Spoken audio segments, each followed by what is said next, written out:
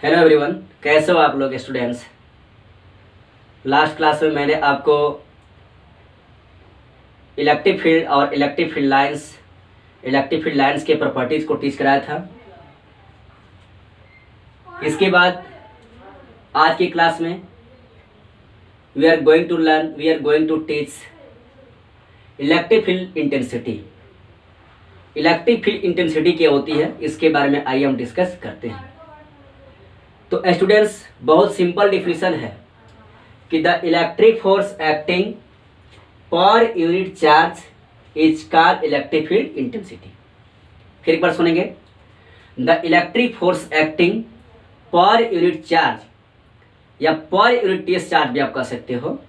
The electric field acting per unit test charge is called electric field intensity.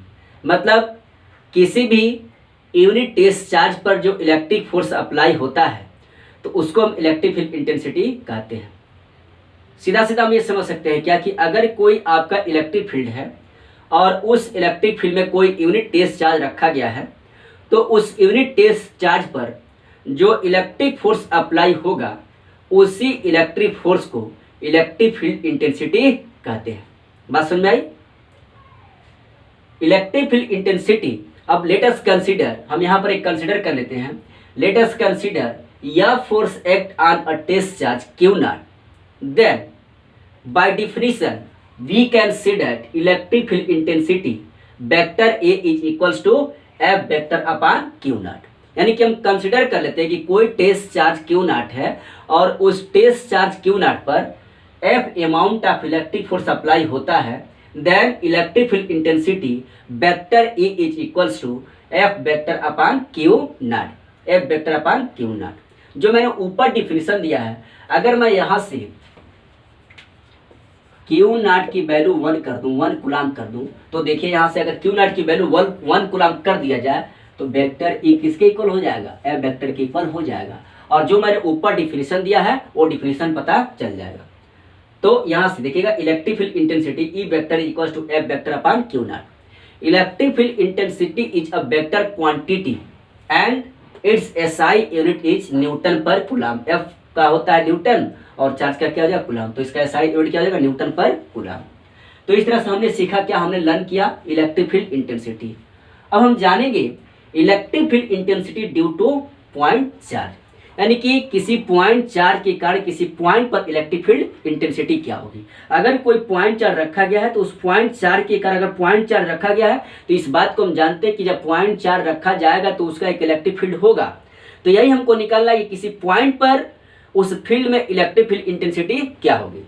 तो इसके लिए हम consider करते हैं, let us consider we have a point charge Q at point O।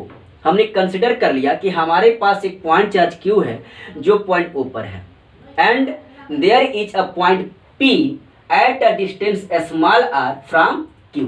ये भी consider कर लिया क्या कि जो हमारा चार्ज Q है, इस चार्ज Q से स्मॉल r डिस्टेंस पर एक पॉइंट P है, where also let there is a test charge Q naught. मतलब मैंने कंसिडर किया कि हमारे पास एक पॉइंट चार्ज पॉइंट O पर है और इस पॉइंट O से स्मॉल r डिस्टेंस पर पॉइंट P है, जहां पर इस दिए गए चार्ज के कारण, इस दिए गए चार्ज के ड्यू हमको electric field intensity find out करनी है। Also let there is a test charge at point P। इसके लिए मैं मान लिया क्या कि जो पॉइंट P है उस पर एक टेस्ट चार्ज Q नॉट रखा गया है। अब आप कहोगे कि सर आप तो निकाल रहे हो इलेक्ट्रिक फील्ड इंटेंसिटी, तो यहाँ पर टेस्ट चार्ज रखने की क्या जरूरत है? तो बच्चों थोड़ा सा हम ऊपर गौर फरमाते हैं तो देखते हैं क्या है कि E vector is equal to F vector upon Q naught. यानी कि जब तक हम इलेक्ट्रिक फोर्स को फाइंड आउट नहीं करेंगे तब तक हम इलेक्ट्रिक फील्ड इंटेंसिटी को फाइंड आउट नहीं कर पाएंगे। तो बताओ बच्चों कि अगर हम केवल सिंगल चार्ज के ड्यू पॉइंट P पर इलेक्ट्रिक फील्ड इंटेंसिटी निकालना चाहें तो ये पॉसिबल है? नहीं, because you know it very well electric force act between two charges. क्योंकि इलेक्ट्रिक फोर्स दो चार्ज के बीच में लगता है। सिंगल इलेक्ट्रिक चार्ज रहेगा तो कोई वहां पर फोर्स अप्लाई तो होगा नहीं, तो यहाँ पर पेयर ऑफ चार्ज की नीड पड़ी, इसलिए मैंने क्या कर लिया कि यहाँ पर एक टेस्ट चार्ज रख लिया। अब यहाँ पर एक टेस्ट चार्ज क्यू नॉट और यहाँ पर एक आपका चार्ज क्यू और इनके बीच का सेपरेशन आर है। तो बाई कुलाम्स लॉ, आप कुलाम्स के लॉ को काफी अच्छे तरीके से स्टडी किए हो और उसमें आपने बताया क्या कि अकॉर्डिंग टू कुलाम्स लॉ की द फोर्स ऑफ अट्रैक्शन और repulsion acting between two charges is directly proportional to product of their magnitude and inversely proportional to square of distance between them। तो हम क्या करेंगे कि ये जो पॉइंट चार्ज है, इस पॉइंट चार्ज के ड्यू इस टेस्ट चार्ज पर लगने वाले इलेक्ट्रिक फोर्स को फाइंड आउट कर लेंगे।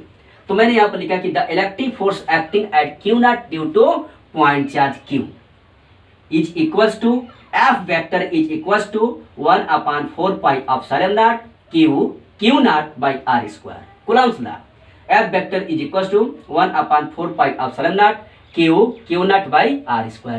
This is considered as equation first। Now, by the definition of electric field intensity, by the definition of electric field intensity, यहाँ पर लिखो कि by the definition of electric field intensity, vector E is equals to F vector upon Q naught। Vector E is equals to what? F vector upon Q naught. अब मैंने क्या कर दिया कि इक्वेशन फर्स्ट से F वेक्टर की value यहाँ पर पुट कर दिया है। देखिएगा F वेक्टर की value 1/4 pi epsilon naught Q naught upon r square. तो मैंने यहाँ पर लिखा 1/4 pi epsilon naught Q naught upon r square और यहाँ से आपका पहले से क्यू नॉट है, then Q naught cancel to Q not and we have remain term here vector, this implied that vector E is equals to 1/4 pi epsilon naught और बचा क्या Q by R square।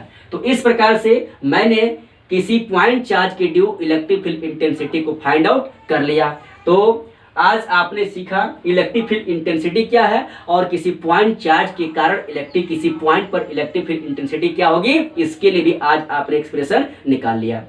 अब हम लोग कल electric dipole के due axial position में, non axial position में और कल पॉइंट को डिस्कस करेंगे और इलेक्ट्रिक फील्ड इंटेंसिटी को निकालेंगे। Thank you, have a nice day.